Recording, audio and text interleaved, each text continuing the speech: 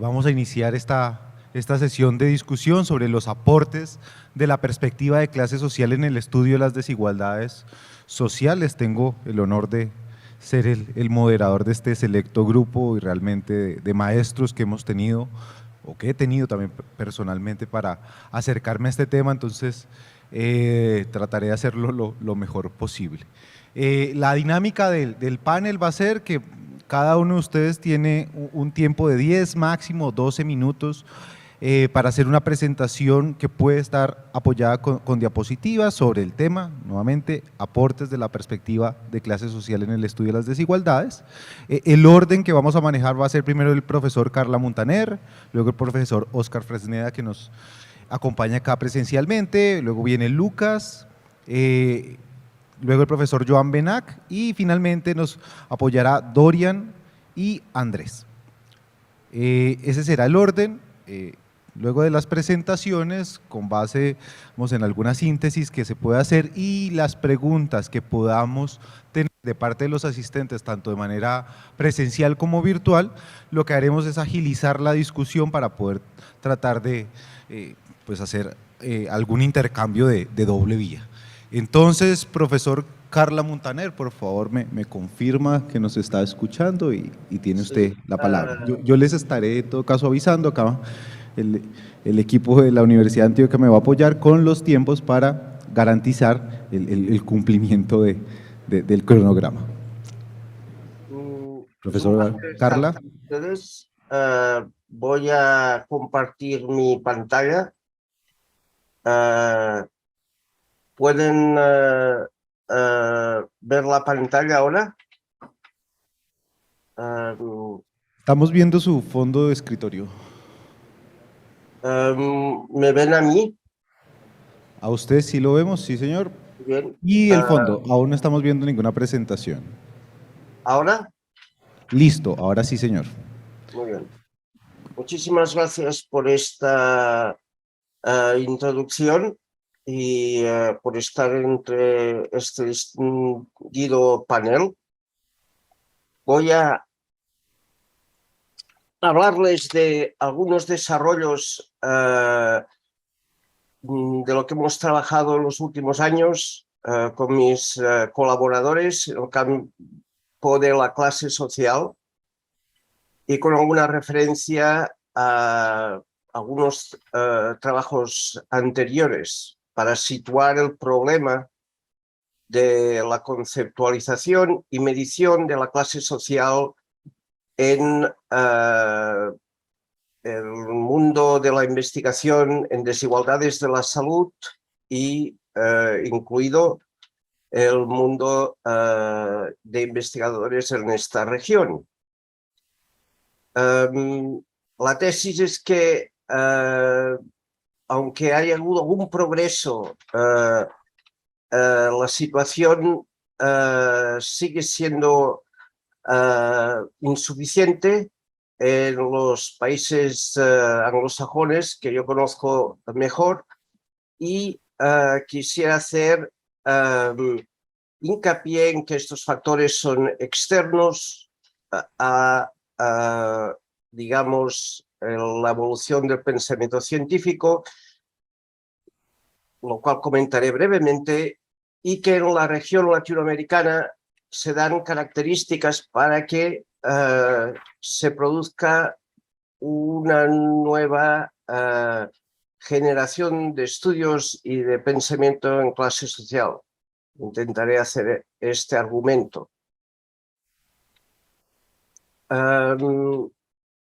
Voy a pasar a cuál es la situación actual. Creo que hay muchas medidas de clase social en algunos silos académicos de las ciencias sociales, pero ello no ocurre en el mundo de la salud. El concepto de clase es un concepto así pues marginalizado, en el cual en el mundo de la salud, quiero decir, domina un concepto solamente que se mide con tres indicadores.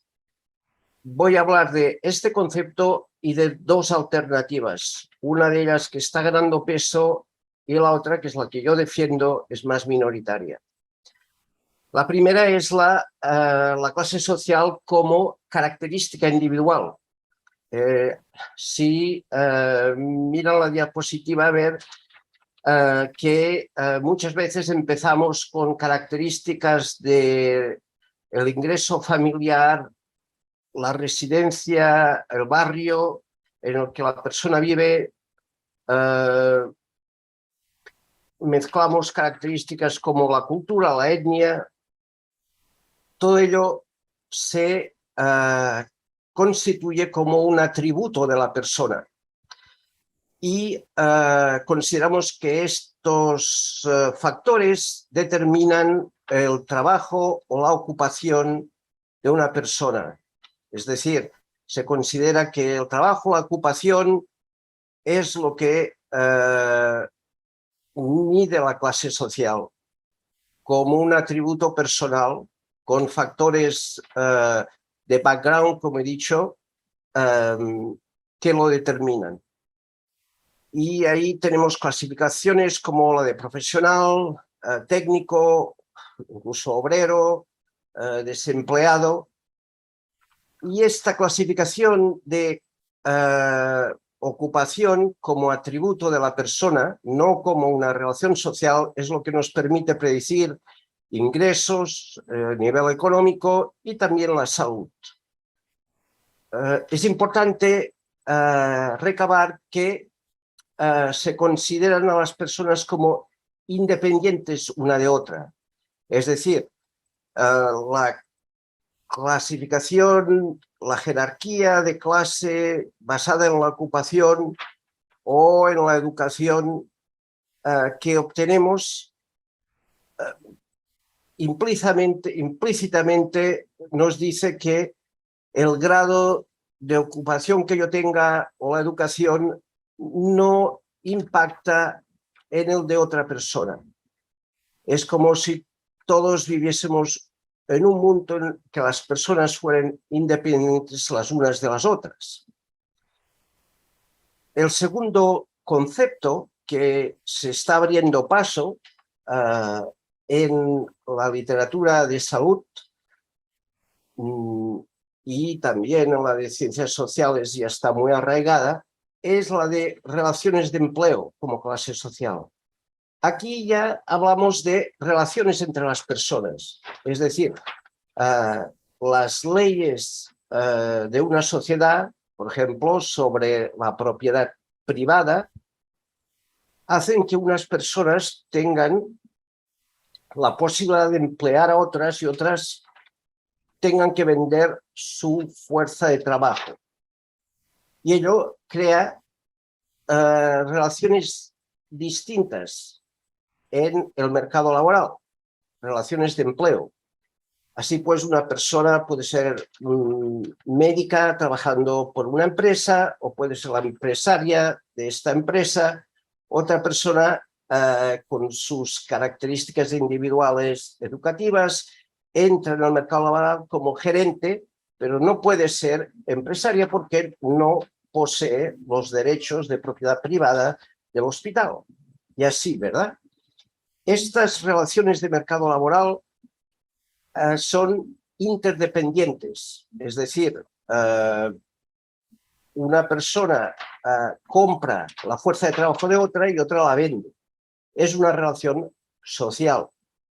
Y este tipo de pensamiento, que se llama, a mi entender, a veces erróneamente de tipo weberiano, se ha introducido en algunas clasificaciones en Europa, sobre todo a nivel nacional, que se relacionan con la salud. Y también en la literatura lo vemos cada vez más.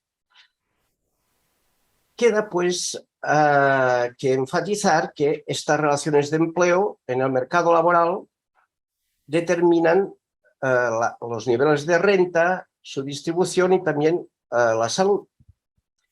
Como consecuencia de esta tensión que existe en el mercado laboral entre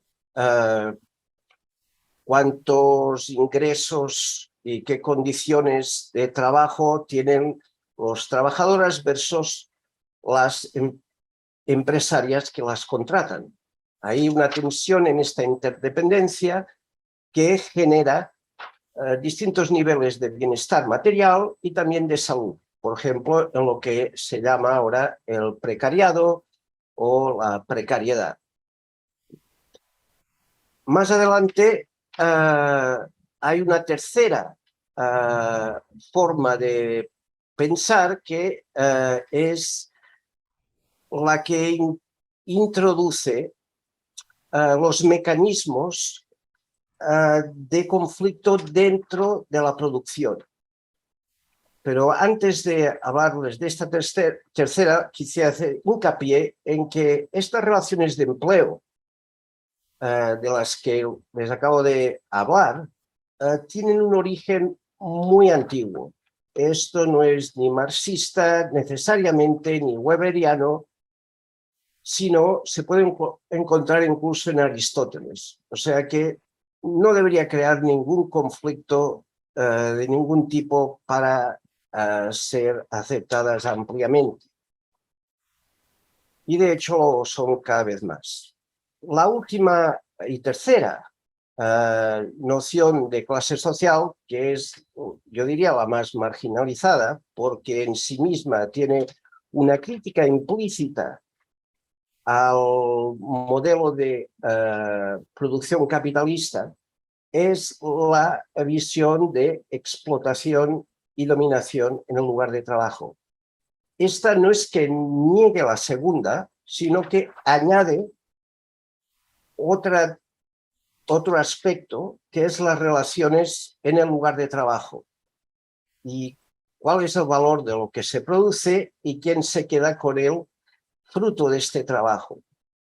En este sentido, empezamos aquí con las relaciones de poder que generan estas distintas posiciones al mercado laboral, pero una vez en un lugar de trabajo hay una tensión sobre cuánto se trabaja, en qué condiciones y quién se queda con los frutos del trabajo. Ahí tenemos conflictos sobre la producción y también sobre salud. Por ejemplo, la salud laboral. La salud laboral es una consecuencia de este conflicto y esta tensión en el lugar de trabajo. Las trabajadoras intentan conseguir una situación óptima en el lugar de trabajo en la que pueden trabajar de forma saludable, mientras el interés de la mayoría de las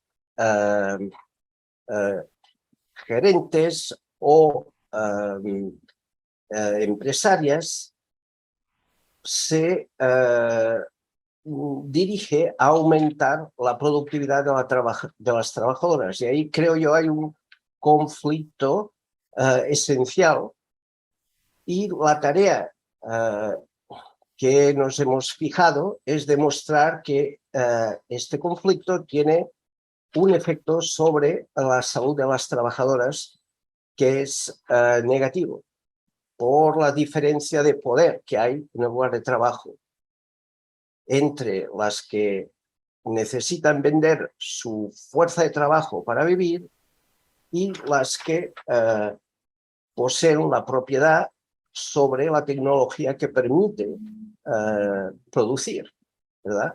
Esta relación desigual, a mi entender, produce de forma generalizada en el mundo un efecto negativo sobre la salud, siempre y cuando no hayan otros factores que permitan evitarlo, como puede ser la fortaleza sindical y muchos factores políticos. Esta relación de dominación y explotación, desde luego, es históricamente determinada y se ve, es dinámica como una relación política a la vez que económica.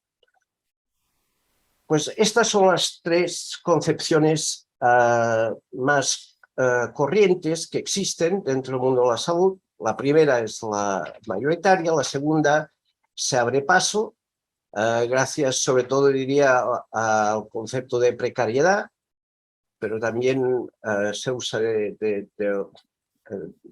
sin apelar a la precariedad, y la tercera es la minoritaria. La tercera se basa en trabajos previos de personas como Wright, Puanzas, aquí les he incluido algunos, porque a veces parece que solo venga de una persona, pero en realidad esta tradición empírica empezó en los años 70 hasta hoy en día. Entonces, tenemos, por ejemplo, a nivel empírico y de indicador, una clasificación basada en estas relaciones de explotación económica, dominación, que les he descrito y que vamos a ver en la siguiente diapositiva, creando 12 posiciones de clase. Esto es, desde luego, una gran simplificación, pero les hablo porque es algo que se ha usado, es factible y tiene validez empírica. Entonces, también quisiera mencionar que esta visión de clase nos permite pensar en lo que se llama posición contradictoria de clase, en las personas que están, por ejemplo, en la posición de gerente o supervisor bajo, que debido a las relaciones de dominación y explotación están sometidas a la tensión por parte de los gerentes, para los cuales son trabajadoras, estas supervisoras, y por parte de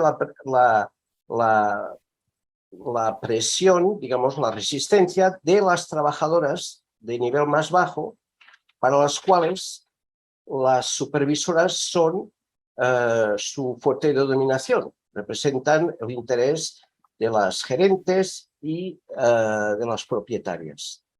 Esta predicción no se puede hacer a través de la concepción 1 de clase social, la de las jerarquías. Y eso es muy interesante porque permite hacer predicciones que son contrapuestas entre dos conceptos de clase social. Bueno, esta es esta simplificación de las 12 categorías que les decía. A la izquierda la columna es la de propietarias y a la derecha la de trabajadoras. Y las de trabajadoras, hay 9 casillas. En la vertical tienen las relaciones de dominación, de gerencia, y esta es simplemente una estratificación de educación dentro de las trabajadoras, que yo no considero una dimensión de clase social, simplemente de estratificación dentro de las trabajadoras. Y la relación entre las propietarias y las trabajadoras es una relación de explotación económica, porque ellas se quedan el valor del trabajo producido para los trabajadores que están en la parte derecha. Y dividimos también 3 tipos de, si quieren, capitalistas, según el número de trabajadores que tienen trabajando para ellas. Podrían haber otros números, según el país y el mercado laboral se cambian los números de trabajadores que tienen a su cuenta, pero es un sistema flexible que ha dado ciertos resultados. Aquí tienen uno que hicimos con la encuesta de Barcelona, con un grupo de Carme Borrell, y ahí encontramos que las supervisoras tenían peor salud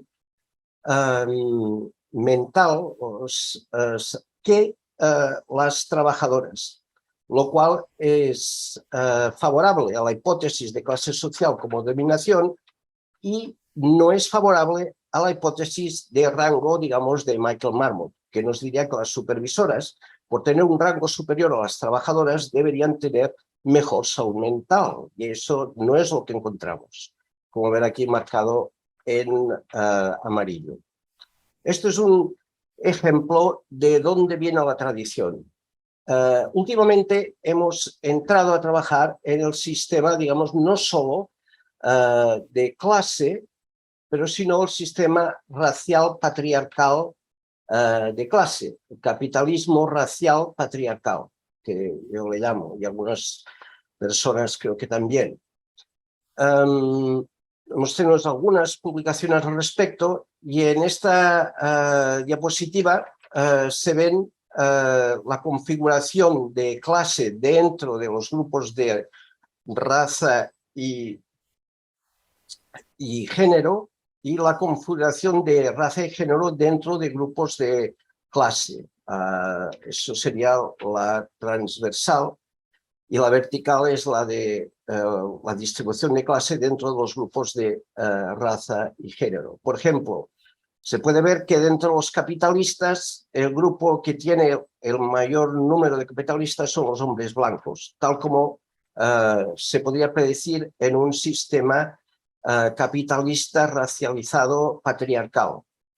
Y que son las mujeres de color, es decir, en el caso de Estados Unidos, estos son datos representativos de la población estadounidense desde el año 2000 al año 2018.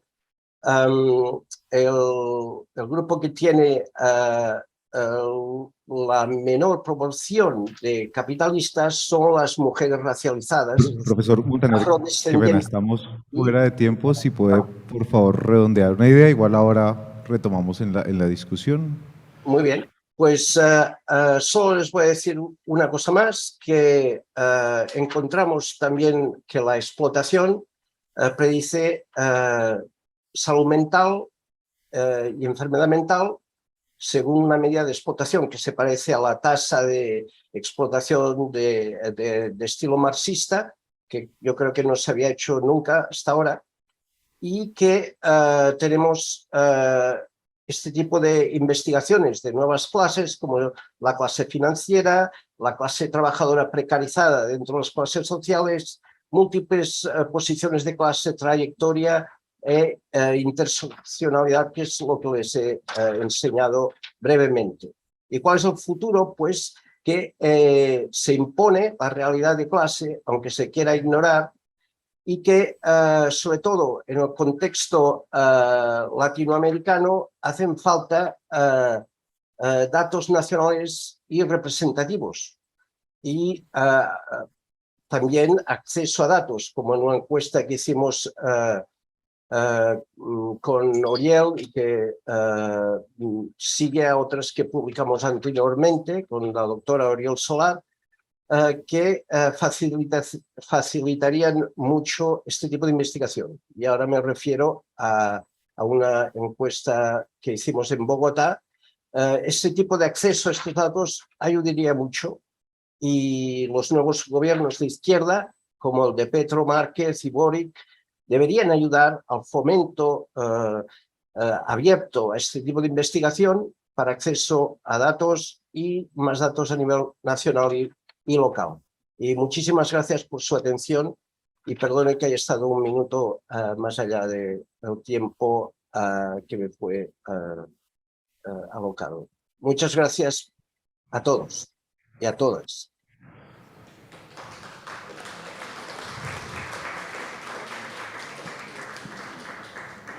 Muchas gracias, profesor Montaner. Seguro ahora en el panel y también en las demás sesiones tendremos oportunidad de profundizar en estos interesantes conceptos. Ahora doy la palabra al profesor Fresneda.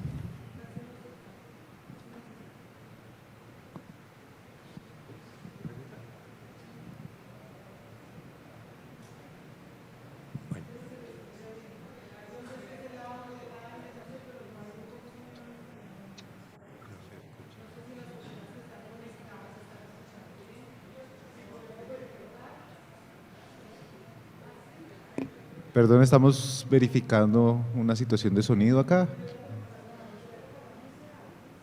Algo técnico de sonido. ¿Las personas que están conectadas nos escuchan bien? Para verificar si el problema de audio es solo acá en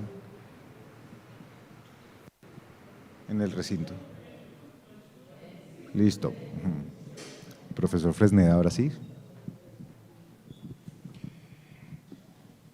Bueno, de nuevo un saludo para todas y para todos. Sobre este tema de los aportes de la perspectiva de clase social en el estudio de las desigualdades sociales, preparé unas notas un poco desorganizadas que quiero compartir. Se refieren específicamente a la experiencia que hemos tenido en el campo de identificación, medición de clases sociales en Colombia. En los pocos estudios que conozco sobre desigualdad social en Colombia, donde se ha incorporado la consideración de las clases sociales desde una perspectiva relacional, se ha podido constatar que parte importante de esa desigualdad está explicada por la ubicación de las personas y familias dentro de las posiciones de clases sociales. En los análisis que hicimos desde el Grupo de Investigación de Protección Social de la Universidad Nacional hace ya una década, y luego en el realizado por el Observatorio Nacional de Salud del Instituto Nacional de Salud, se constata una asociación persistente entre las variables, entre la variable que expresa la clase social y las variables que se refieren a la salud. Las clases con mayores ventajas en sus potencialidades y recursos tienen, casi sin excepción, mejores condiciones en salud.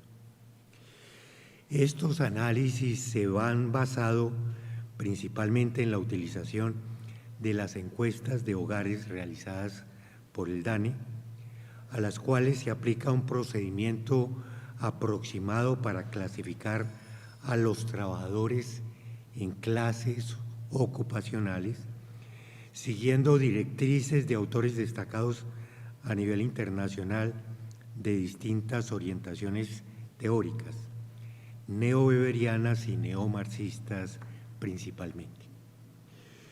Con estas mismas fuentes se han encontrado también desigualdades importantes asociadas a las posiciones de clase social en campos como el de la educación, la pobreza, las condiciones habitacionales, entre otras. En un estudio que realicé recientemente sobre las desigualdades en el acceso a la educación superior, se constata igualmente el peso importante de la ubicación de la clase social de los hogares de los jóvenes en la explicación de este fenómeno. Se concluye que en el ingreso a la educación superior, los jóvenes de hogares con jefes profesionales y técnicos tienen una probabilidad más de 8 veces superior de ingresar a la educación superior que los de hogares campesinos. Y se encuentra, aplicando algunas técnicas econométricas, que el peso de las variables que expresa las posiciones de clase social tienen mayor poder explicativo que las referentes a sexo, zona geográfica, etnia y edad del jefe de hogar.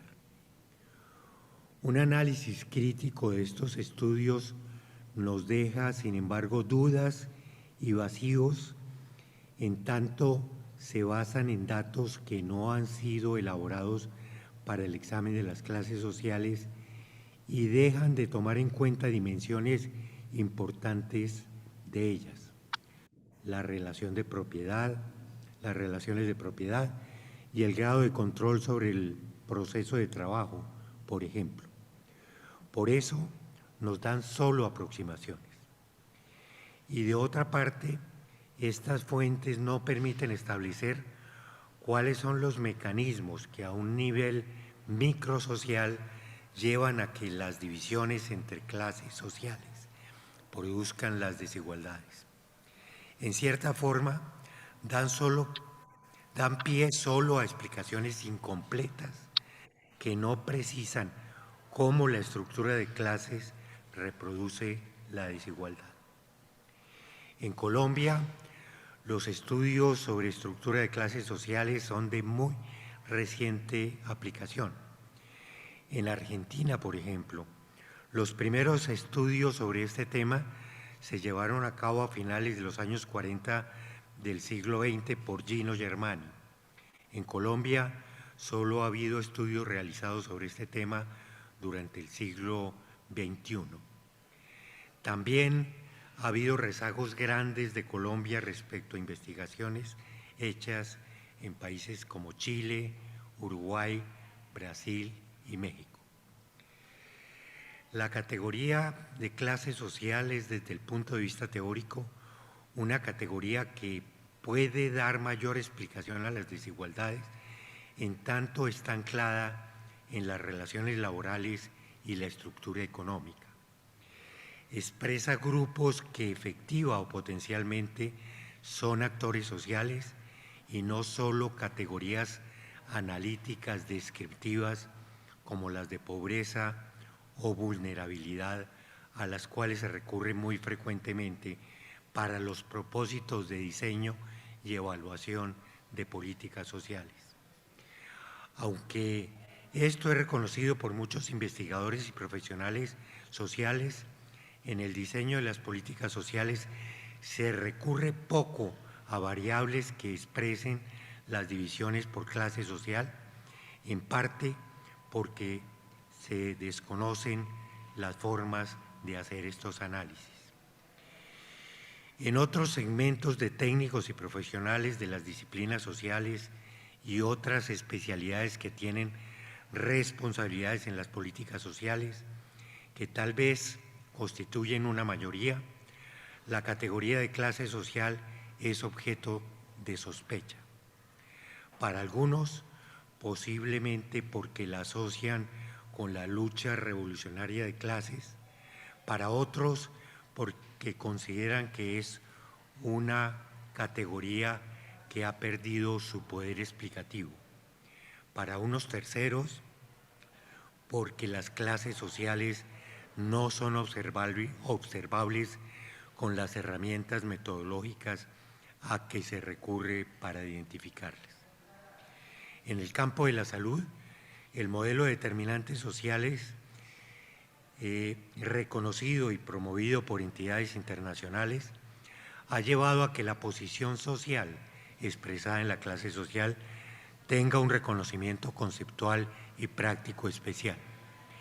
Pero incluso en este sector es muy reducido el recurso a variables que expresen este concepto para orientar las políticas sanitarias y hacerle seguimiento. Han ganado peso, de otra parte, las políticas donde se reconocen las desigualdades por género, por etnia, por región geográfica, pero no se consideran las relativas a clase social, que sigue teniendo una mayor capacidad explicativa.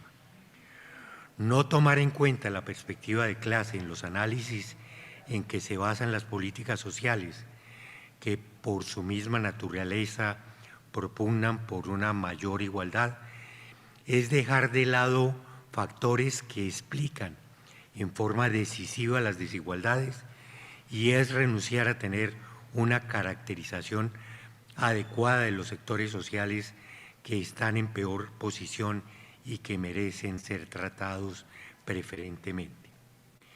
Para que los estudios y diagnósticos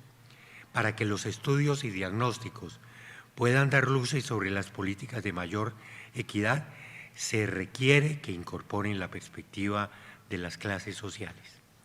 Y esto se puede lograr a través de herramientas investigativas que permitan su estudio en forma más precisa, así como el estudio también de mecanismos que puedan ser aplicados para llevar a cabo estas investigaciones. Esta perspectiva de las clases sociales requiere ser considerada seriamente cuando las políticas de equidad van a recibir una atención prioritaria. Muchas gracias.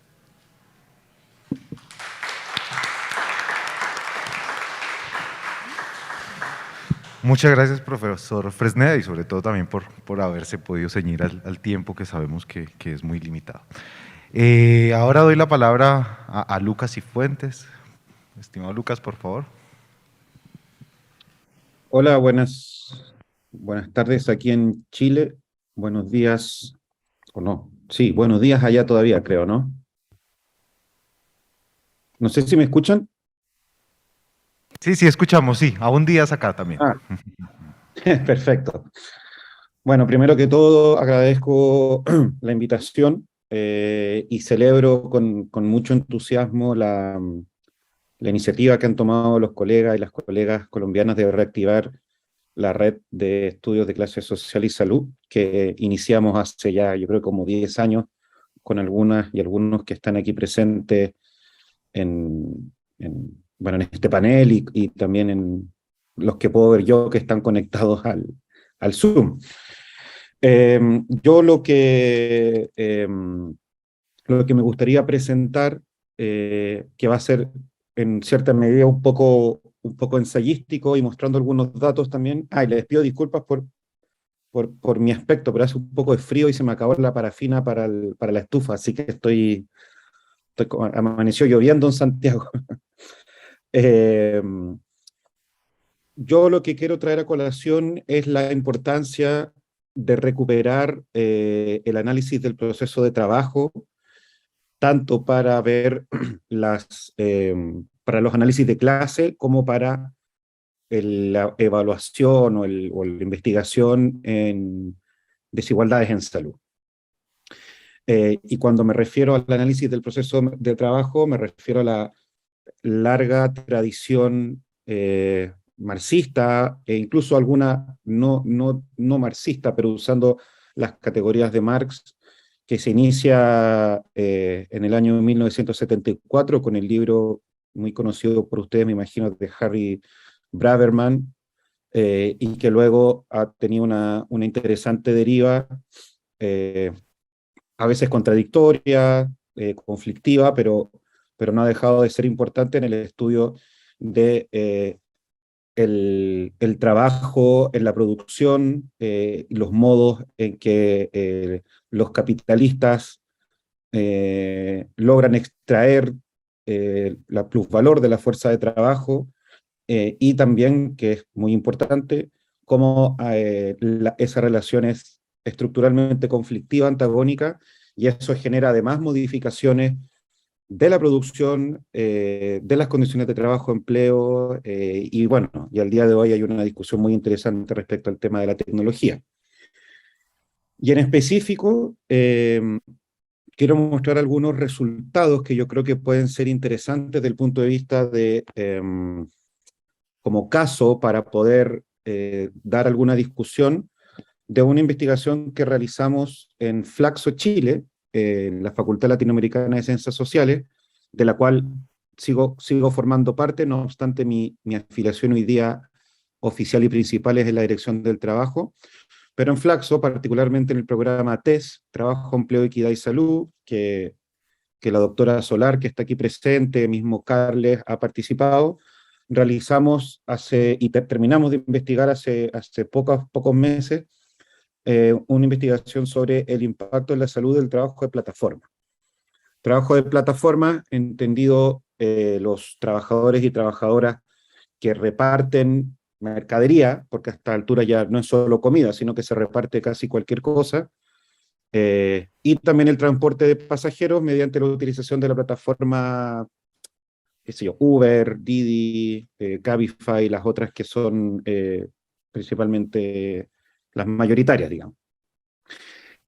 Esta investigación que realizamos, no quiero entrar en tanto detalle, pero solo para dar un marco general, fue una investigación de prácticamente 1 año y medio, 2 años, tuvo un componente cuantitativo, realizamos una encuesta, un componente cualitativo, realizamos una serie de entrevistas en profundidad de grupos focales, y también tuvo un componente ergonómico, puesto que mediante una técnica de shadowing evaluamos las condiciones ergonómicas del trabajo de los repartidores en específico, eso en la región metropolitana.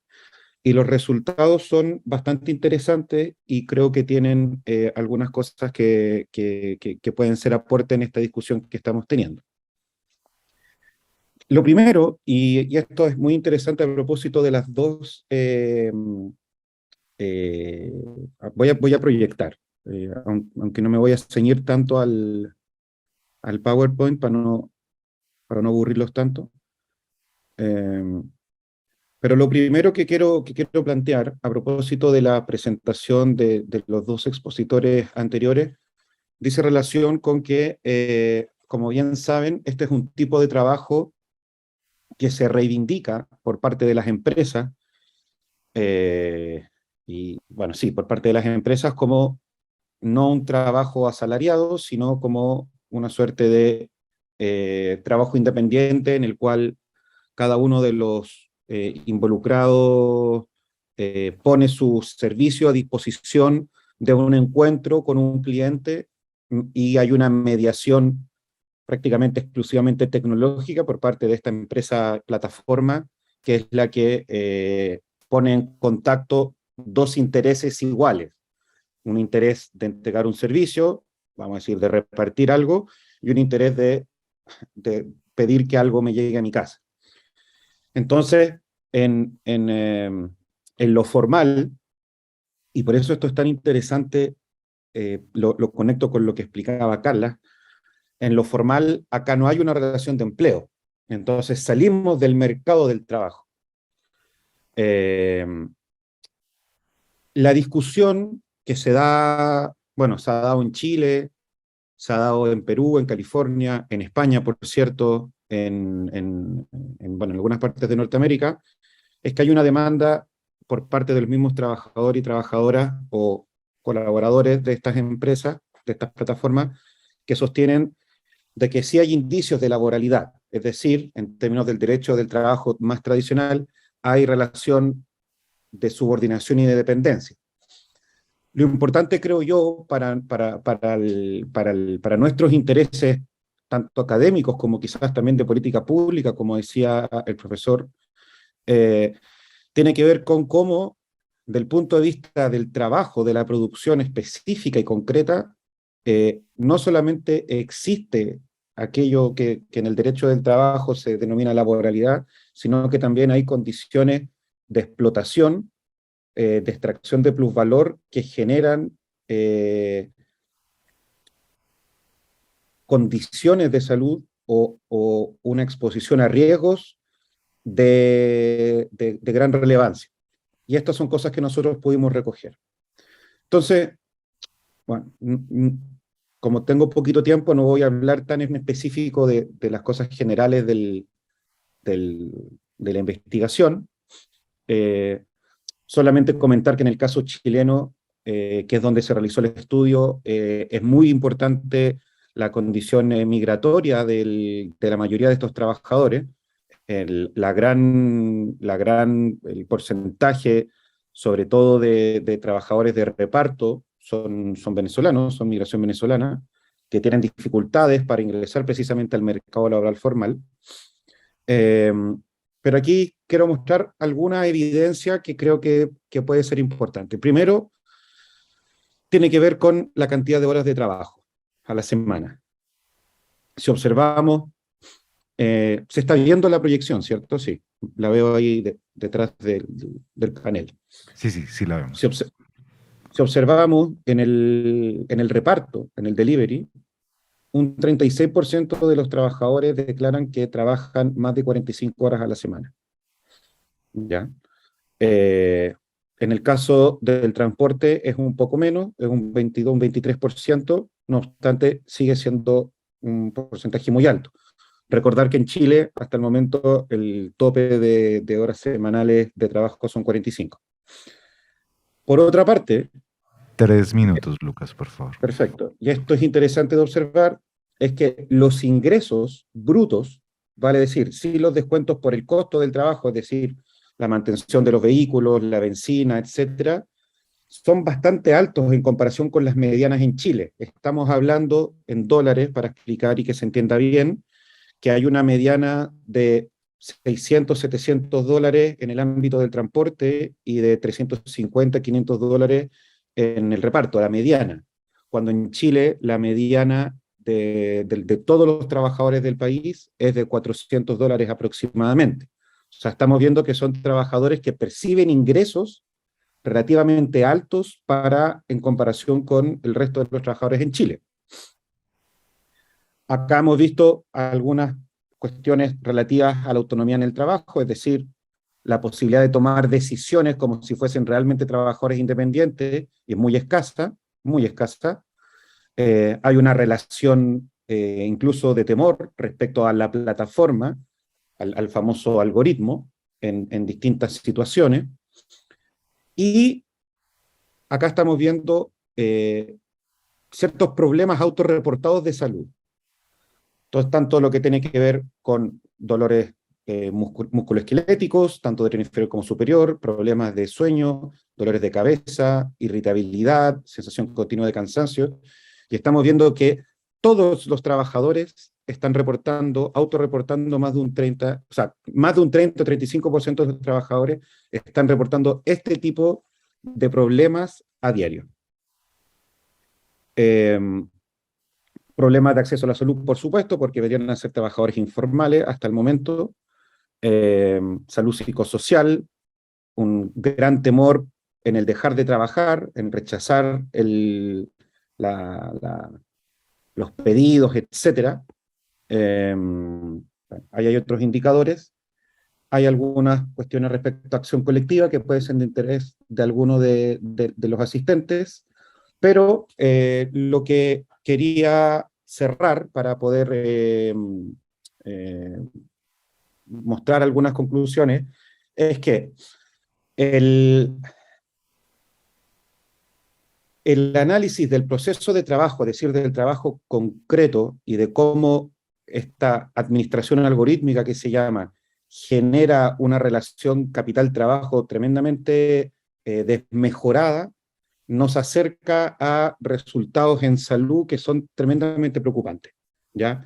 No solamente salud física, en términos de exposición a riesgos ambientales, tales como las condiciones de las calles, la posibilidad de accidentes, y estar arriba de la bicicleta o arriba del vehículo más de 45 horas a la semana, sino que también cuestiones de tipo psicosocial, miedo a la delincuencia, además, porque existe una sensación de vulnerabilidad muy grande.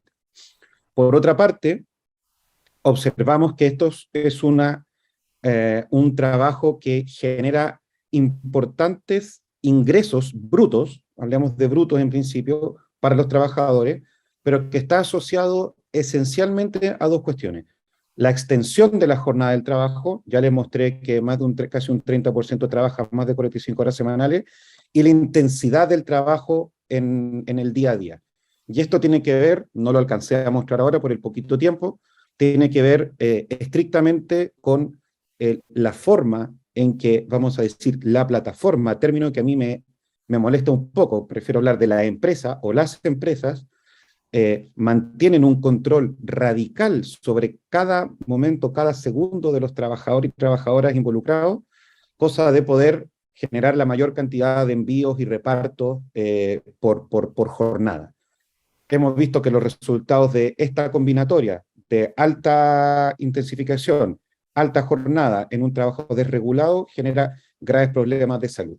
Fuera del mercado del trabajo formal, pero dentro de lo que tradicionalmente podríamos hablar de una relación de explotación capital-trabajo, como mostró el profesor Carla. Quien quisiera tener acceso a esta investigación, que es bastante extensa, tiene un montón de información, me la puede solicitar o encontrarla en la página web del Instituto de Seguridad Laboral de Chile y próximamente en la página de Flaxo Chile. Muchas gracias.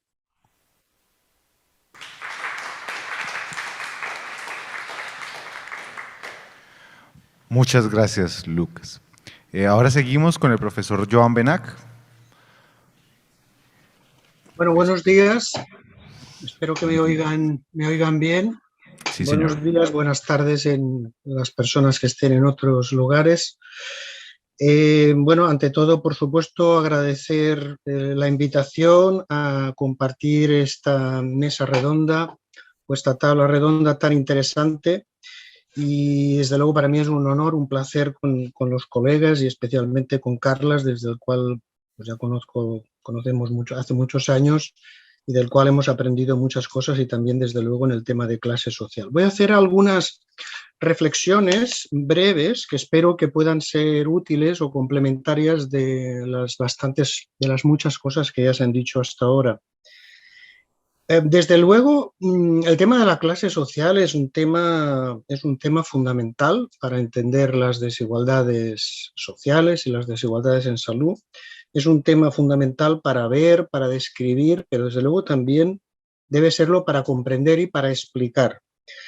Sin embargo, como se ha apuntado, creo que lo ha apuntado Óscar Fresneda, nos encontramos con esta situación, y también Carlas, con esta situación, digamos, si se queremos, paradójica o aparentemente paradójica, de que la clase social, que debería ser un instrumento muy potente para entender esta realidad de la desigualdad social, pues es una situación en la cual nos encontramos con varios mitos. Por ejemplo, uno muy, muy habitual, la sociedad sin clases, ¿no? Lo mismo que hace unos cuantos años, sobre todo hasta la crisis del 2008, nadie o casi nadie, o muy poca gente en todo caso, del mainstream hablaba de capitalismo, pues la clase social parece también haber desaparecido. Creo que fue Óscar que hablaba de la sospecha, ¿no? De que es un concepto sospechoso. Por otro lado, hay el mito de una sociedad de clases medias. Uno se puede preguntar, ¿medias de dónde, no? ¿En el medio de qué? Porque desde luego uno puede pensar en el medio de un nivel de ingresos, por ejemplo, pero también podría pensar en el medio de la relación entre trabajo y capital o capital y trabajo, ¿no? Y otro mito es el mito de las oportunidades, que es un mito muy presente, desgraciadamente, en nuestras sociedades, fruto del impacto neoliberal, ¿no? El fruto de las múltiples oportunidades que las personas tienen. Y eso tiene que ver con el concepto, el falso concepto, digamos, de la libertad, entre comillas, ¿no? Creo que ha sido Carlas que hacía referencia a que el tema de la clase social o de las relaciones son un tema muy antiguo, y él hacía referencia a Aristóteles. Aristóteles fue, y eso lo retomó Marx, por cierto, hablaba del trabajo asalariado como esclavitud a tiempo parcial. Así directamente lo decía Aristóteles y, como digo, lo retomó Marx, ¿no? Una esclavitud indirecta, si se quiere, que se basa en la explotación del trabajo, que formalmente puede ser libre, pero que en el fondo no lo es. Y este es un tema importante que luego me va a llevar también a una segunda parte en mis reflexiones, cuando voy a hablar un poco también, voy a retomar el tema de la precariedad que también se ha mencionado. Y desde luego tengo por ahí una de las citas, digamos, de Marx del Capital, cuando decía otro aspecto que me parece importante, que es el tema de la invisibilidad, la dificultad que tenemos para sacar a la luz muchas de estas relaciones o muchos de los mecanismos sociales que realmente nos cuesta mucho de ver por falta de información, por falta de visión teórica muchas veces, etcétera, ¿no? Yo creo que el neoliberalismo o el hiperneoliberalismo, como decía Jaime Breil antes, pues es una máquina de velar, es una máquina de ocultar cosas, ¿no? Decía Marx en el Capital que el esclavo romano estaba sujeto por cadenas a su propietario, pero que el asalariado lo está por hilos invisibles.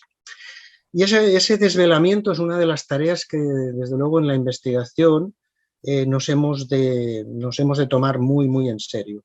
Bueno, la clase social es un fenómeno histórico, se puede ver desde luego de muchas maneras, se ha visto de muchas maneras. Yo me gusta retomar muchas veces el hilo de un historiador como E.P. Thompson, cuando hablaba en la formación de la clase obrera en Inglaterra y discutía, analizaba con mucho detalle cómo se había formado esa clase obrera, y él decía que en su visión la clase no es una estructura ni tampoco incluso una categoría, sino algo que ocurre en la realidad, algo que ocurre en las relaciones humanas. Y obviamente estas relaciones sociales, humanas, conflictivas, como ya se ha dicho, pues van cambiando en el tiempo, van apareciendo nuevas situaciones laborales, sociales, tecnológicas y demás, que también nos hacen más difícil entender esa realidad de la que estamos hablando. Voy a hacer mención de algo que me parece que tiene interés desde el punto de vista práctico y de la investigación, y particularmente para América Latina. Carlas decía algo muy interesante. Decía que en su visión, pues América Latina estaba muy bien preparada o mejor preparada para realizar ese análisis más profundo de clase social o esos niveles de clase social en el sentido más profundo que él comentaba.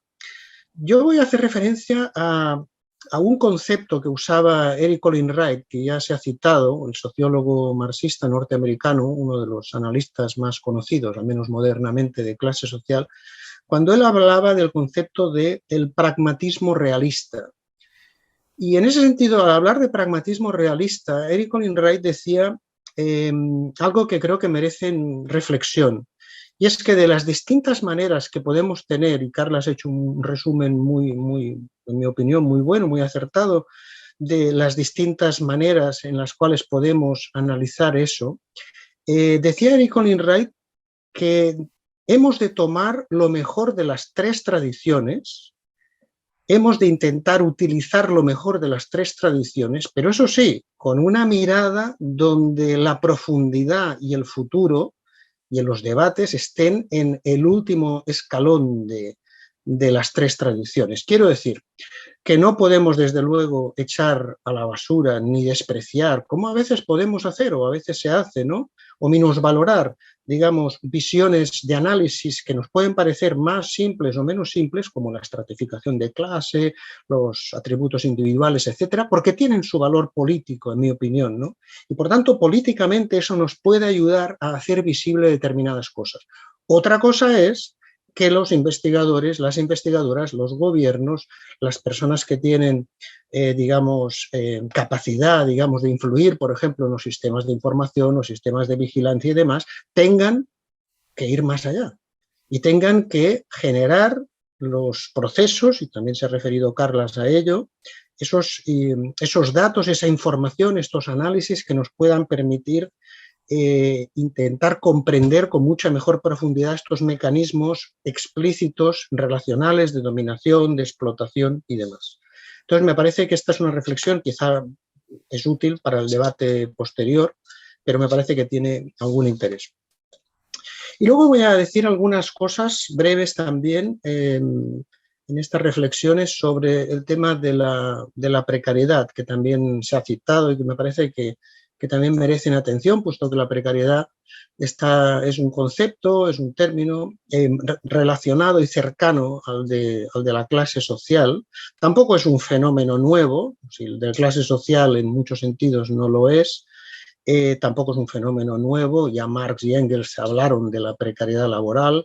En los años 60, Pierre Bourdieu especialmente hizo una serie de análisis de interés, sobre todo en el caso de Argelia, que me parece que son bastante, al menos modernamente, pioneros, pero desde luego en los años 80 y 90 han aparecido, digamos, ha emergido, sobre todo con los procesos ligados al neoliberalismo, pues con más intensidad el concepto de precariedad laboral, precarización y otros conceptos parecidos, el precariado, etcétera, que a veces es un poco confuso porque a veces se mete dentro de la palabra precariedad o del término precariedad todo lo que tiene que ver o mucho de lo que tiene que ver con el campo laboral o de empleo, a veces de trabajo, a veces todo lo social también está dentro de la precariedad, ¿no? Llámese pues, problemas ligados con la vivienda o con cualquier otro elemento, ¿no? Por tanto, ahí eso también merece un intento de intentar diseccionar con algún detalle pues esas complejidades que hay detrás del concepto de la precariedad y a la cual también se hacía referencia en el análisis anterior, hablando de las plataformas digitales y demás. A mí me parece que... 3 minutos, profesor Benach, por favor. Sí, voy acabando. Me parece que la precariedad laboral se puede analizar también, lo mismo que la clase social, de formas muy diferentes, con niveles muy diferentes. Se puede analizar en un sentido relativamente simple, como por ejemplo lo utilizan la mayor parte hoy día de investigadores en muchos países. ¿Qué quiero decir con eso? Pues conceptos como la temporalidad o la inseguridad o los salarios o los mayores o menores salarios como variables también descriptivas, digamos, individuales, que pueden ser útiles, pero que obviamente son insuficientes. Nosotros, en nuestro equipo de trabajo, en nuestro grupo de trabajo, con la colaboración inestimable de Carlas y otras personas, pues hemos desarrollado un paso más, que es el el intento de entender la precariedad laboral, como Carlas decía, con el cuestionario EPRES, que me parece que da pie a entender algunas cosas más que no son simplemente esta visión individual, sino una visión más multidimensional de la precariedad laboral, ¿no? Pero me parece que el reto que tenemos al pensar también en la confluencia entre la precariedad laboral entre la clase social y la precariedad es precisamente intentar plantearnos los problemas serios. Carlas, por ejemplo, hablaba de las contradicciones en las relaciones, las posiciones contradictorias en las relaciones de clase, que efectivamente hace las cosas, que Eric Olin Wright pues manifestó con claridad, ¿no? que hace las cosas más complicadas. ¿Qué ocurre cuando, por ejemplo, en el caso de los supervisores, estamos hablando de personas que dominan o que también son dominadas al mismo tiempo? Las cosas son un poco más complicadas. El problema de la clase de la precariedad es que creo, y voy acabando con esto, que lo hemos de plantear con esos retos a nivel histórico. Ya he dicho algo, la precariedad está cambiando en el tiempo, pero también global. El mundo del trabajo se ha globalizado, por tanto, procesos que afectan hoy en la precariedad a determinados países son afectados también por el trabajo normalmente de tipo informal que ocurre en otras partes del planeta, y eso tiene que ver con conceptos como el sistema mundo y otras cosas. La precariedad es un concepto dinámico, es constante, está cambiando. ¿Qué ocurre cuando solamente estudiamos a personas desempleadas? Cuando sabemos que están desempleadas, luego trabajan informalmente y luego tienen un trabajo asalariado, a lo mejor muy precario, pero digamos de alguna manera asalariado, ¿no? Y por tanto, ahí se nos plantean, me parece, retos importantes, uno de los cuales tiene que ver, me parece, con el tema del feminismo, y eso tiene que ver, por ejemplo, con el planteamiento de una feminista y una investigadora como Silvia Federici, cuando habla de que el trabajo reproductivo no remunerado es un continente oculto del trabajo que es absolutamente fundamental para la economía, y que al mismo tiempo en él, en el trabajo doméstico, no solo se reproduce la vida, sino también la fuerza de trabajo, y que por tanto el trabajo reproductivo es un ámbito también de acumulación y de explotación. Eso por un lado. Y por otro lado, y eso tiene que ver con el elemento de los comentarios anteriores de Lucas, tiene que ver con el elemento de lo que está ocurriendo con las transformaciones del mundo laboral en el campo digital. Por ejemplo, con esos fenómenos que tienen que ver con la autoexplotación, o digámoslo de otra manera, la explotación de contexto. Una persona, voy acabando, una persona no tiene en ese momento quizá un empresario o un supervisor que le está dominando o que la está explotando, digamos, si toma de él los beneficios, pero que hay un contexto general que obliga a que muchas personas se estén teniendo que autoexplotar, intensificando el trabajo, etcétera. Lo cual, por cierto, probablemente se relaciona con el concepto de alienación, que me parece que también merece atención. Y todo eso, obviamente, y aquí voy a acabar con esto, tiene que ver con el elemento de protección que es muy importante, que tiene que ver con qué hacer con ese nuevo tipo de trabajos ligados con, por ejemplo, las plataformas digitales desde el punto de vista sindical. Porque obviamente los sindicatos antiguos, por decirlo de alguna manera, se tienen que reformar y tienen que aparecer nuevas formas de protección de los trabajadores y trabajadoras con esta situación cambiante en el mundo del trabajo. Gracias, perdón por un poco la extensión. Muchas gracias, profesor. Bueno.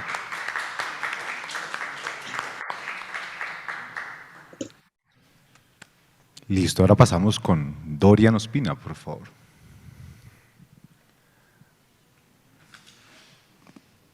Hola, buenos días a todos.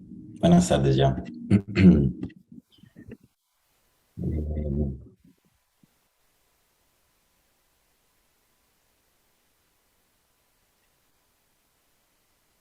Estoy proyectando, ¿no?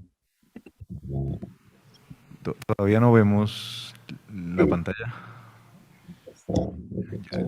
Ahora sí. Ahora sí. Listo. Listo, Bueno.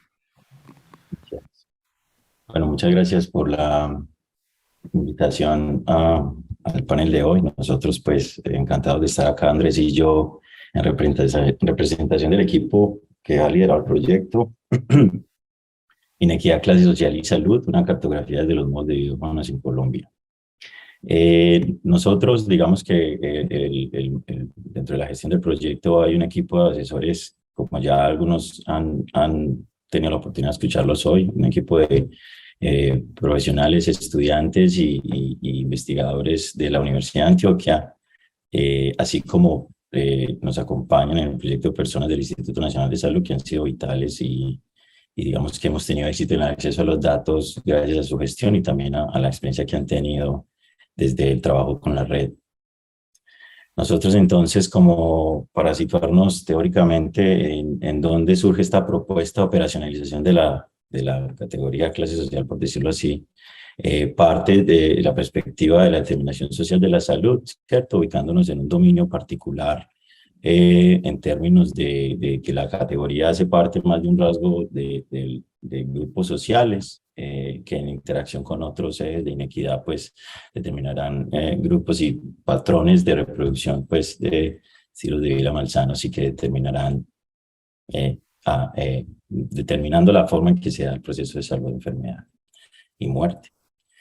También, como mencionaban los profesores, nosotros digamos, retomando y agradeciéndoles por haber hecho también y haber tocado el tema, para nosotros es importante porque nos situamos en esta propuesta de operacionalización en una perspectiva crítica, intentando hacer una propuesta que un poco más, digamos, flexible dentro de los paradigmas gradacionales, como mencionaba el profesor Carlos Montaner, dando ejemplos de otras variables que son características de individuos que se usan para estratificar la población y que terminan más bien es proyectando una característica de una condición que precede, ¿no? Que para nosotros es la posición de clase. Nosotros entonces partimos de dos perspectivas teóricas principales, con elementos, digamos, principales de la propuesta del profesor Jaime en su propuesta neomarxista, considerando 4 dimensiones que determinan la posición de los individuos, ¿cierto? Relacionado principalmente por la relación de propiedad de los medios de producción y la posición que se ocupa digamos, en el aparato de reproducción social y también condiciones de autonomía y control. Retomamos elementos también del profesor Oscar Fresneda, quien parte también y reconstruye su propuesta a partir de, digamos, para el mercado local, para el contexto colombiano, con gran utilidad para identificar también niveles digamos, de operacionalización de estas credenciales, como se consideraban, posiciones ocupacionales, también la distribución entre ramas de actividad económica, que para nosotros era importante, producto de particulares procesos que nosotros consideramos también dentro de la clasificación, que pueden ser útiles en términos de la propuesta teórica. Digamos que los datos que utilizamos para esta propuesta provienen del DANE, ¿cierto? El Departamento Administrativo Nacional de Estadística tiene en el Archivo Nacional de Datos toda una serie de datos públicos de acceso libre con una información, unos metadatos de estos registros muy útiles. Es una información muy importante y muy completa que tenemos en el país, que tiene oportunidades de mejora, pues por supuesto desde la recolección, como han mencionado los profesores hoy en Latinoamérica, los retos que tenemos para medir, por ejemplo, en Colombia la etnicidad, ¿cierto? Con categorías muy amplias como podemos nosotros pues, reconocer, que no logran discriminar también subgrupos. Obviamente se identifican grupos muy importantes para nosotros como son los indígenas, los negros y otros grupos sociales, pero pues que esas son cosas por mejorar, pero de todas maneras es información útil y abierta al público. Digamos que para mencionar, nosotros consideramos datos de todo el territorio nacional. En el mapa señalamos las regiones, digamos, que hemos considerado y también en territorios donde solamente la representatividad o los datos captados fueron para la zona urbana. El muestreo, como mencionaba aquí, como les ponía en la diapositiva, es representativo de viviendas a niveles urbano y rural. Y bueno, digamos que contamos con datos de personas que incluye ocupados, no ocupados y otras clasificaciones que tiene la encuesta, con 826.533. La encuesta es una encuesta que se consolida trimestralmente, ¿cierto? Que se hace año a año. Y nosotros utilizamos el año 2018. En ese momento, digamos que el proyecto arrancaba a explorar con ese año. También se hizo una valoración pues, de calidad de datos de estos registros, y bien son una fuente secundaria que indudablemente pues, mostraba resultados resultados y digamos pocos frecuencias de elementos de calidad de datos que son importantes para nosotros. Pues nosotros también llevamos a cabo un diagnóstico para entender un poco los registros, ¿cierto? Son variables, digamos, que son algunas de estas dimensiones de la encuesta, como pueden ver en la pantalla, tienen un alto volumen de variables, ¿cierto? Así que, bueno, fue un ejercicio de una a una para hacer una identificación de, bueno, qué incluye, qué información nos puede dar para operar los indicadores que nosotros queremos, las variables empíricas. Entonces nosotros, esa operacionalización, digamos, en este momento les hablo de la variable inserción social, es una forma que se propone para operar desde la perspectiva que mencionaba. Nosotros partimos e identificamos algunas variables que nos pueden dar un rasgo muy importante para nosotros, que era la propiedad de los medios de producción. Para eso, una aproximación, si bien nosotros reconocemos que estos datos no fueron pensados para operacionalizar la variable, de todas maneras, pues lo que proponemos es hacer una lectura primero de lo que hay también para proponer sobre la marcha, y de pronto a futuro también hacer un ajuste y pensar en recolección de datos con otro objetivo, ¿cierto? Así que bueno, partimos de lo que hay para hacer una lectura alternativa que incluya elementos de distintas perspectivas. También, digamos, en la relación del proceso, digamos, relaciones técnicas frente al proceso, utilizamos 4 variables principales como ven allí, y de relaciones de distribución, pues consideramos el tipo de contratación.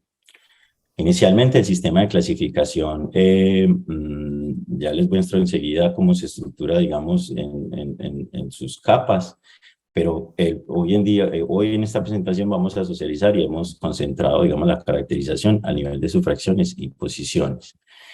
Consideramos en la clasificación entonces los ocupados, ¿cierto? Excluyendo las comunidades indígenas. Esto porque es importante para nosotros no, digamos que el objetivo del proyecto se concentra en una categoría, pero es un grupo social, los indígenas, que merece un trato específico por las relaciones que tienen y la falta de información que tenemos sobre la forma de la distribución de la propiedad y otras dinámicas al interior de ellos. Y considerando datos del empleo principal, el sistema de clasificación entonces, digamos que incluye 57 perfiles que configuran un número de subfracciones, alrededor de 26, que a su vez permiten hacer una estratificación, digamos, a futuro, o hacer una caracterización también a nivel de, como les mencionaba, la rama de actividad y procesos relacionados con el tipo de empleo, que agrupan en 10 subfracciones, pero que estas a su vez, digamos que las consideramos bajo una definición teórica y resultados y sugerencias de otros estudios de los asesores en 4 posiciones de clase. La variable inserción social entonces en Colombia muestra, digamos, una estructura específica con un grupo mayoritariamente de subasalariados, que son trabajadores que no tienen propiedad de los medios de producción, no tienen ningún contrato, es el trabajador más precarizado, por decirlo así, incluye aquí los trabajadores sin remuneración. Otra fracción, digamos, ya ustedes sacarán sus conclusiones en la pantalla y lo dejaremos para la discusión, pero digamos que también hay una proporción, digamos, de empresarios y microempresarios baja, producto también del objetivo y la población objetivo que esta está medida. 3 minutos, Dorian, por favor. Gracias. Y bueno, esta población, esta digamos, distribución también permite hacer una lectura a nivel entre hombres y mujeres, con estructuras específicas para cada grupo poblacional, ¿cierto? Las mujeres con ocupaciones, clasificadas en fracciones de clase como empleados administrativos, mientras que los hombres con proporciones mayores en subasalariados, pero también una diferencia en empleadas domésticas con una alta proporción a un lado y el otro no. Y bueno, ya ustedes podrán sacar las impresiones. Y una clase popular entonces configurada por unos grupos específicos que asciende al 51% de acuerdo a esta muestra, y una clase empresarial de 3%. También observamos también, digamos, una distribución consistente en términos de las fracciones que uno esperaría expresarse, bien sea en zona urbana y rural, con distintas estructuras en cada una de ellas.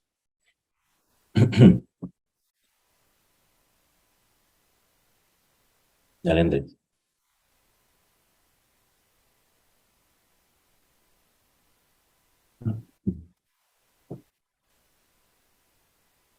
Ah, Andrés.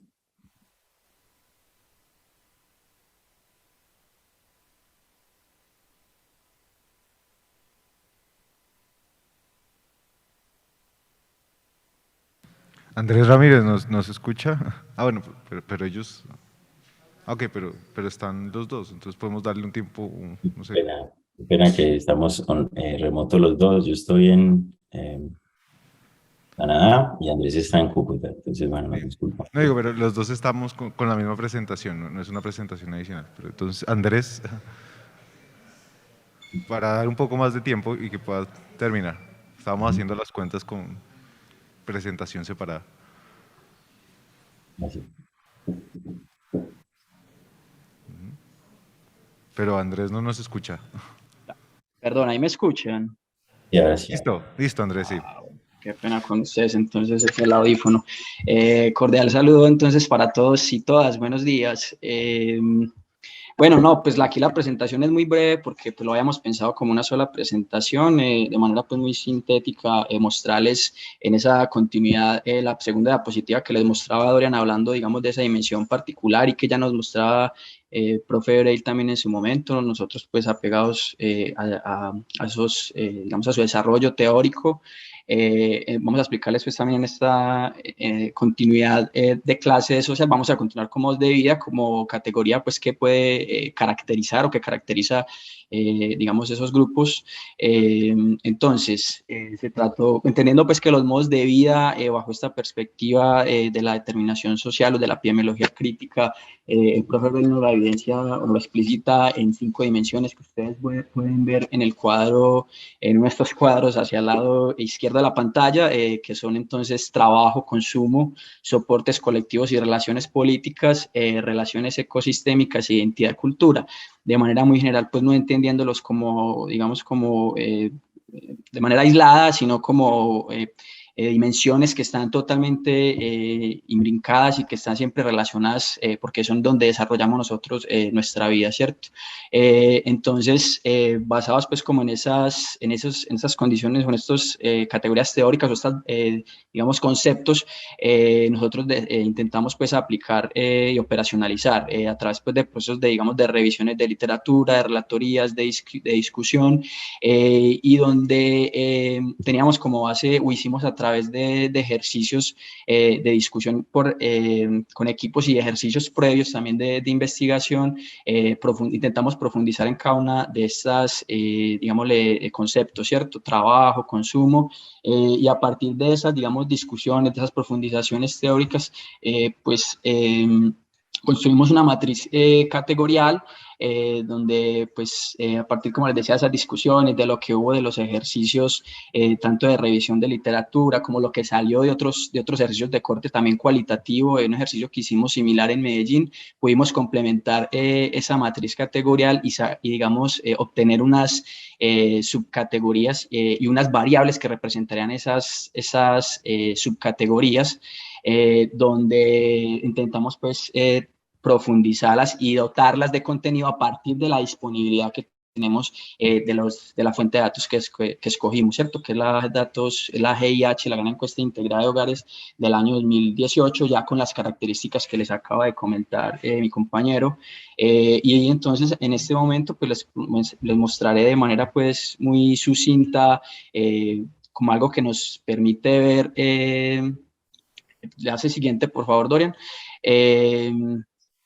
Una de esas dimensiones, digamos que a partir de los datos que tenemos de la gran encuesta, pues teníamos básicamente, precisamente por su naturaleza, pues mucha información o muchos datos, muchas variables en torno a la dimensión trabajo. Una forma que escogimos para analizarlo fue pensar también en los términos que siempre hemos leído desde el profe Breil, es en términos de procesos protectores, procesos, digamos, deteriorantes. En este caso les queremos mostrar procesos protectores, presentándoles aquí como un gráfico de radar donde podemos tener las las agrupaciones de las fracciones de clase social, que las agrupamos pues como en estas 4 clases sociales. Ustedes las ven en la parte inferior derecha de la pantalla: una empresarial, una media alta, una media baja y una popular, y con una serie de variables que construimos, que no están, digamos, de manera simple.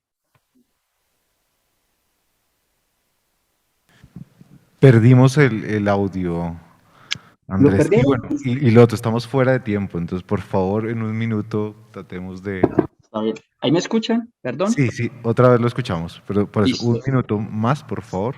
Está bien, entonces no, aquí lo que pueden ver de manera general son estos patrones por clase social, donde ustedes ven, como aquí les hablaba, que son procesos protectores, donde pueden ver que están en mejores condiciones pues las clases, digamos, más altas, la media alta, la empresarial. Ustedes ven pues como las diferencias y cómo se plantean esos patrones. Es una forma de evidenciar pues como estas clases sociales, y entendiendo que el proceso de salud no es un aspecto meramente biológico, sino como a partir de todas las condiciones materiales y simbólicas, pues que aquí no las podemos de alguna forma operacionalizar, pero aquí tenemos pues un ejemplo pues de esto. Dale, Orián, siguiente, por favor. Les muestro también pues algo similar a partir de la dimensión consumo. Les recuerdo que eran 5 dimensiones, aquí les podemos mostrar 2, y que vemos también pues unos patrones de desigualdades entre algunos indicadores de modos de vida. Le doy paso a mi compañero para que termine de concluir. Muchas gracias. Bueno, gracias. No, simplemente para agregar que también, digamos que la categoría podría usarse para identificar para explorar también, digamos, puntos interesantes dentro del mismo mercado laboral, entendiendo también diferencias dentro de ambos grupos, como de hombres y mujeres, ¿cierto? Algunos resultados muestran algunas diferencias interesantes entre estos 2 grupos. No ahondaremos ahora, de pronto después sí discutimos un poco más. Y bueno, eso es todo por ahora. Nosotros tenemos algunas consideraciones, ¿cierto? Obviamente hay un grupo que no logra medirse, que no se capta en la encuesta por el diseño, ya había diseño, ¿cierto? Ahora otras fuentes por explorar. El trabajo, hay población con 2 trabajos, para esta empresa se capta 5% de ellos, se pueden ver. Y bueno, eso era todo lo que queríamos mostrar por hoy. Muchas gracias. Listo, Dorian y Andrés, muchas gracias por compartir estos resultados.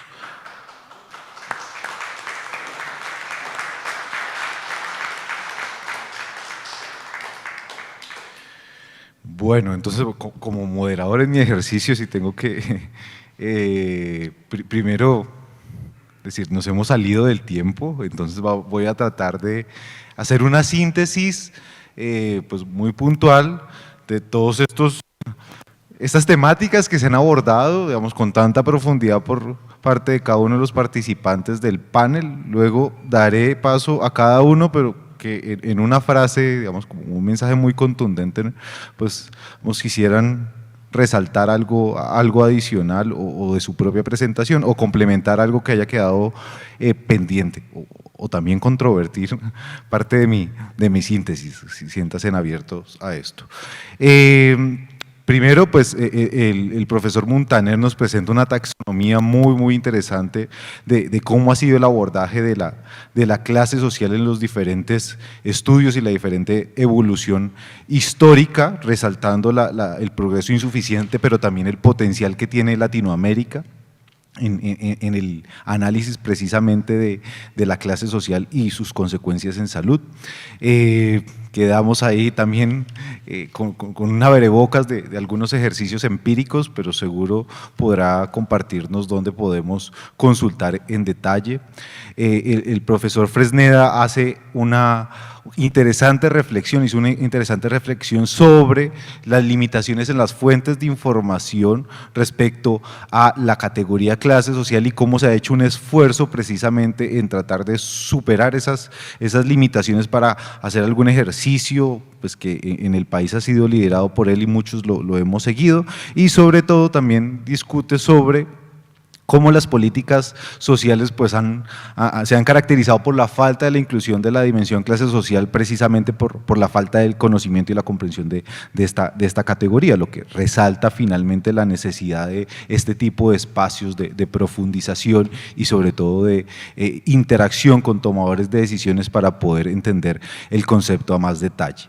Lucas nos presenta un caso también puntual del análisis en Chile de trabajadores de plataformas que él mismo prefiere llamar empresas de tecnología, donde nos demuestra cómo esas relaciones de capital-trabajo que está desmejorada y algunos elementos específicos de la extensión y la intensidad del trabajo al final se relacionan con consecuencias en salud.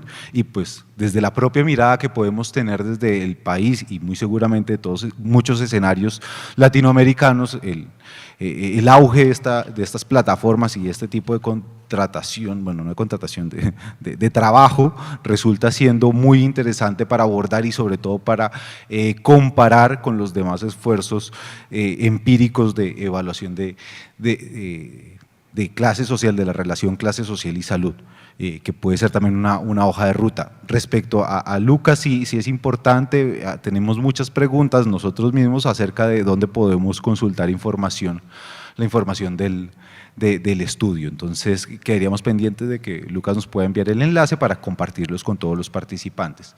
El profesor Joan Benach pues parte, digamos, de una caracterización sobre unos mitos sobre la clase social que finalmente nos generan la discusión, la reflexión sobre cómo se entiende abiertamente la clase social, también desde el punto de vista operativo, y precisamente, digamos, aportando en esta discusión que hemos tenido de cómo hay que pasar de la comprensión teórica de la clase social al ejercicio empírico de su evaluación y su relación con salud y finalmente a la política pública. Habló sobre la invisibilidad de esta categoría y la dificultad de sacar a la luz muchas cosas que está muy relacionado con el capitalismo y el neoliberalismo.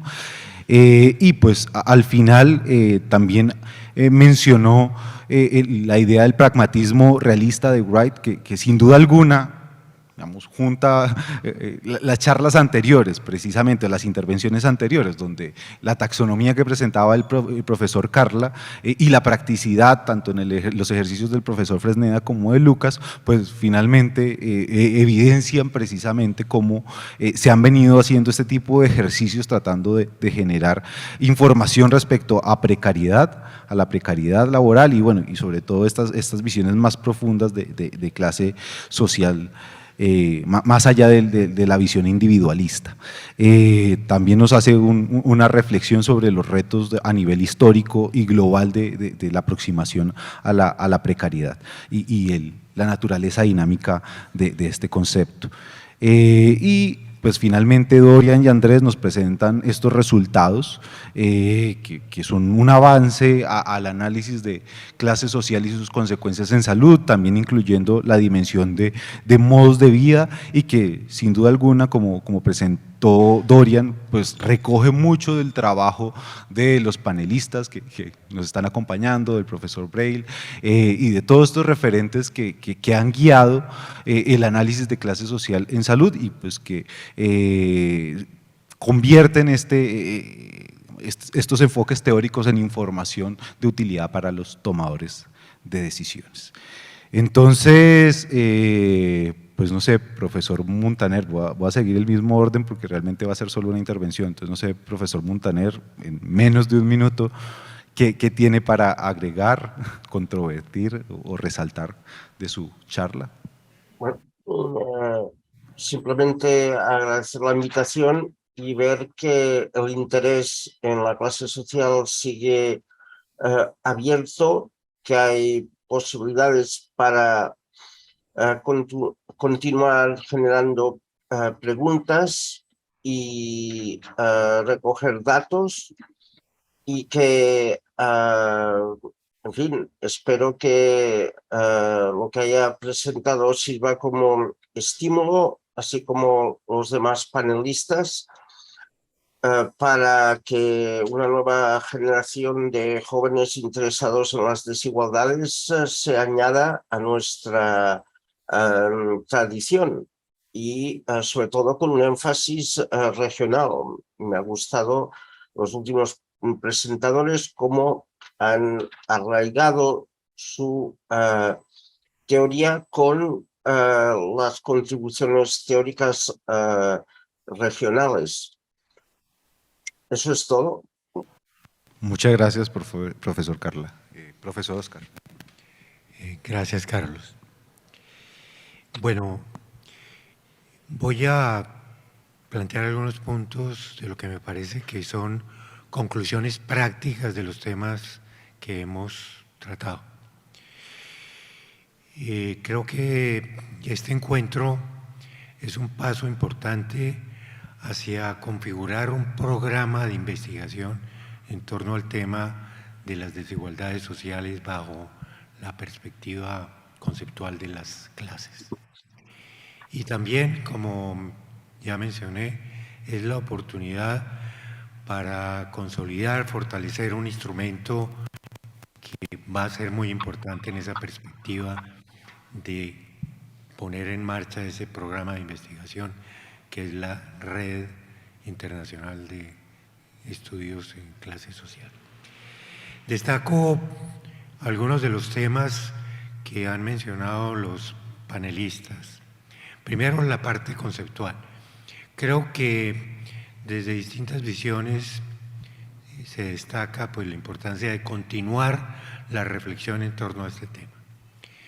Destaco pues, la presentación que en forma magistral nos hizo el profesor Braille y que llama a una vigilancia, podríamos decir, epistemológica y que de alguna manera pone como advertencia salirnos de los esquemas tradicionales de lo que él llama las posiciones cartesianas.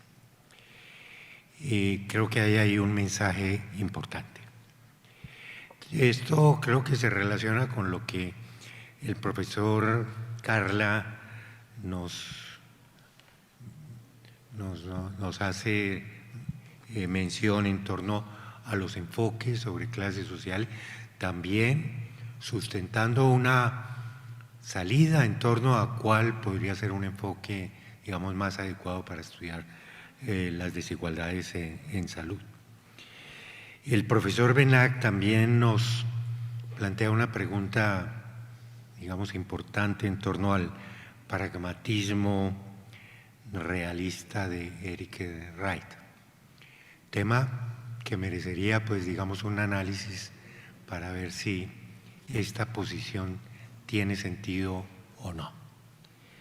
Y pues por parte del equipo de la Universidad de Antioquia, Dorian y Andrés también nos hacen, digamos, un llamado a seguir profundizando sobre este tema, lo conceptual. En cuanto a cómo ampliar esa perspectiva del análisis de clase social, creo que hay sugerencias y propuestas importantes en lo que ha planteado Lucas en torno a las condiciones laborales, lo que el profesor Benac nos menciona en torno a la precariedad y también el llamado que está en el trasfondo de la concepción del profesor del profesor Braille en torno a los modos de vida. O sea, clase social que debe articularse, digamos, a la profundización de otros temas sobre conceptos como los que he mencionado. De otra parte, también llamo la atención sobre algo que dije que me parece que valía la pena tomar en cuenta. O sea, nuestra perspectiva de análisis de clases debe buscar también completar los mecanismos o, digamos, las formas de explicación de por qué la clase social determina la desigualdad. Ahí hay un vacío. Entonces, diría que también es una de las tareas pendientes. En torno a los temas de metodología y fuentes de información, creo que también deberíamos tener unas propuestas en torno a esos temas. Las fuentes de información con que hemos trabajado son precarias. Deberíamos buscar algún mecanismo para en algún momento poder hacer una encuesta, digamos, que tome en cuenta todas las variables relativas a clase social y la forma como, digamos, se estructura digamos, en su conjunto las clases. Y por último, creo que hay una tarea que yo diría que es de posicionamiento del concepto, que hace referencia a lo que planteaba el profesor Benac de los prejuicios, y creo que el enfoque de clase social que propugnamos debería, digamos, plantear esa posición y controvertir con otras posiciones que explican las desigualdades. El profesor Benac mencionaba la posición neoliberal y también de romper con esos prejuicios y esas limitaciones. Y creo que, digamos, en el caso colombiano, el nuevo gobierno abre un espacio para tratar sistemáticamente las desigualdades. Yo diría que es una posición, digamos, que abre una oportunidad que no habíamos tenido en la historia del país anteriormente, y que en su propuesta de dar prioridad a las desigualdades de este gobierno y de crear un ministerio de igualdad, debería incluirse el tema de las clases sociales como un tema importante. Gracias. Muchas gracias, profesor Fresneda. Lucas, ¿qué idea de cierre tendría? Sí, para no quitarles más tiempo, bueno, agradecer por supuesto a la organización, a los asistentes y las asistentes, a las y los panelistas, y solo quizás un poco hacer la reflexión de, creo que hoy día en América Latina, pero también en otras latitudes, están apareciendo ciertos fenómenos que tienden, yo creo que a ser procesados de una manera quizás más, más orientada a la satisfacción intelectual que a la verdadera observación del fenómeno. Me ha tocado verlo con particularmente el tema de las plataformas, pero también con otras formas de trabajo que paradojalmente tienen a ratos más similitud con el trabajo a destajo del siglo XVIII y el siglo XIX, que con una pseudo nueva forma posmoderna, digamos, de relación del hombre y la mujer con la tecnología y con la naturaleza. Y en ese sentido, en América Latina, donde vivimos efectivamente realidades todavía del siglo XVIII y del siglo XIX, pero también tenemos otros polos más modernos con este tipo de fenómenos que también se producen, qué sé yo, en Europa o en el norte en general. Creo que podemos ser un punto importante de crítica analítica y académica y política, ¿por qué no?, para, como se dice, bueno, en muchos de nuestros países, poner los puntos sobre las íes, despejar un poco la paja del trigo, sobre todo en lo que respecta a las condiciones de salud de nuestra población. Y en ese sentido, reivindicar el análisis de clase como una forma de interpretar las relaciones sociales me parece que es un tremendo aporte, y agradezco a quienes están intentando revitalizar esta experiencia.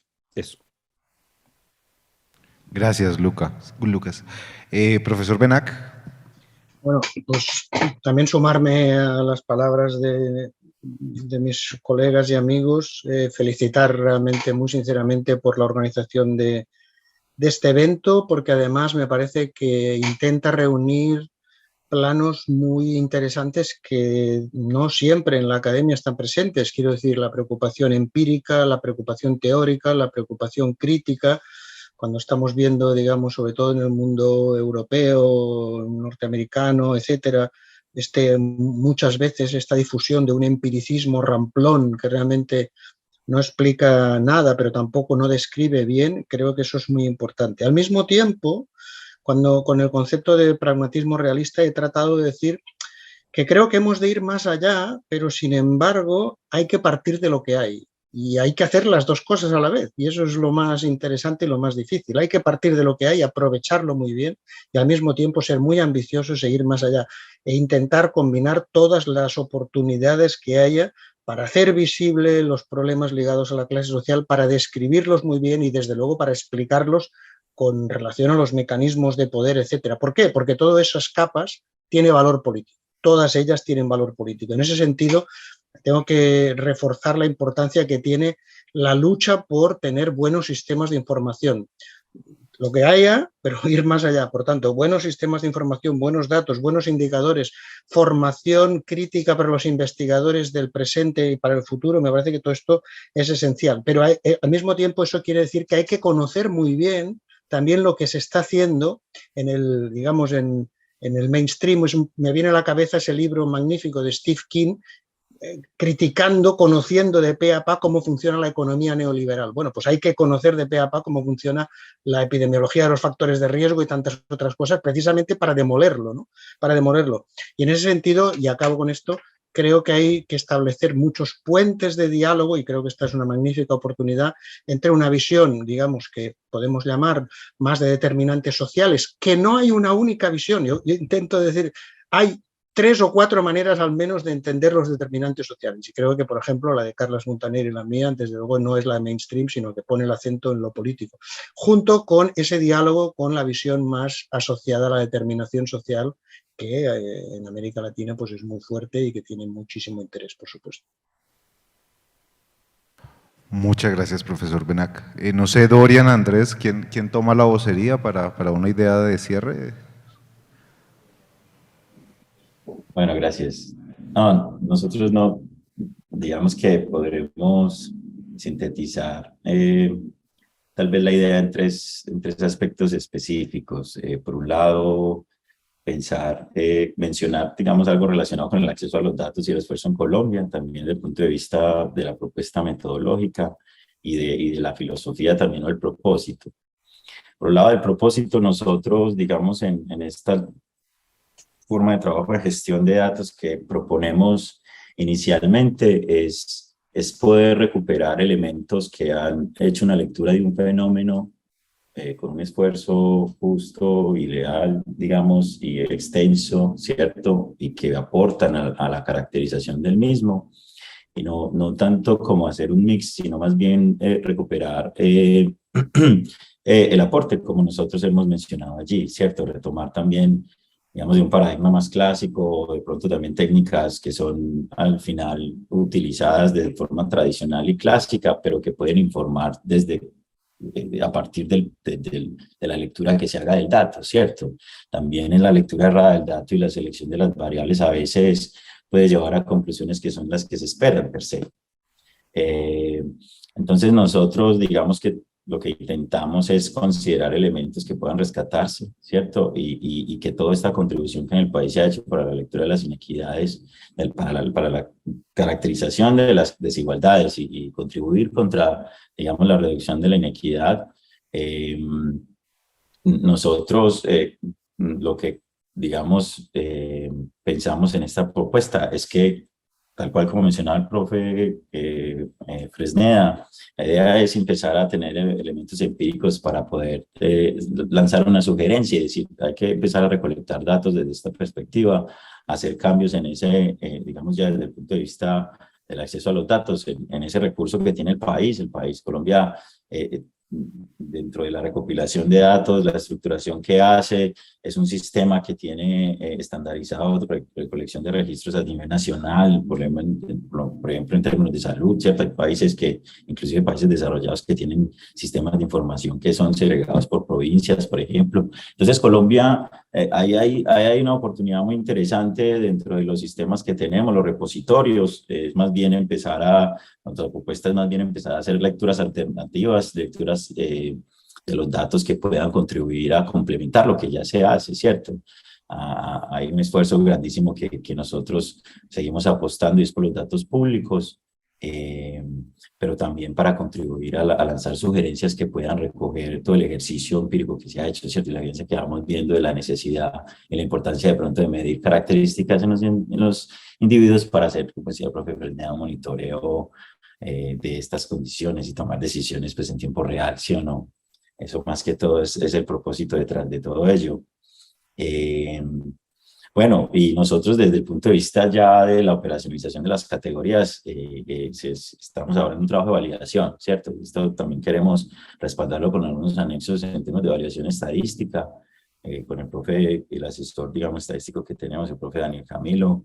Él trabaja en una técnica de exploración de clases latentes, un poco para validar y confrontarlo contra el modelo teórico y la operacionalización que proponemos, ¿cierto? Poder confirmar que dentro de esa población, utilizando las variables que seleccionamos, por ejemplo, en realidad si hay grupos que están latentes allí, que van emergiendo. Esa es la racionalidad que tiene detrás. Igual con los modos de vida, también es una categoría que es una versión que ha venido teniendo validación teórica, ¿cierto? Ahora lo confrontamos con los datos, pero también viene un proceso de validación técnica que para nosotros es importante para tener un recurso y poner a disposición un recurso que pueda ser útil y que pueda ser juzgado, por supuesto, de forma crítica, pero también que pueda hacerse seguimiento para hacer una validación puntual de todos sus pasos, ¿cierto? Digamos que dentro de una filosofía más de ciencia abierta, de ciencia reproducible, que es algo de lo que Daniel en el equipo nos ha hablado mucho. Esa es, digamos, nuestra propuesta. Ya en el transcurso del evento seguro veremos otros de los análisis en paralelo que hemos estado haciendo, otros componentes que han venido trabajando en otros insumos, pero que todo sintetiza y parte, digamos, de este análisis. Bueno, muchas gracias por escucharnos. Listo. Dorian, muchas gracias. Y bueno, y muchas gracias a los panelistas. Realmente sus intervenciones, sus reflexiones han sido bastante reveladoras y profundas. Esto es un tema que aún requiere mucha discusión. El tiempo ha sido, digamos, limitado, pero realmente nos vamos con una gran cantidad de preguntas también por resolver y de digamos, cuestiones que sin duda dinamizarán toda el trabajo de la red de clase social y salud. Muchas gracias. Muchas gracias, Carlos, también por la moderación. Doctor, ¿quiere agregar algo más?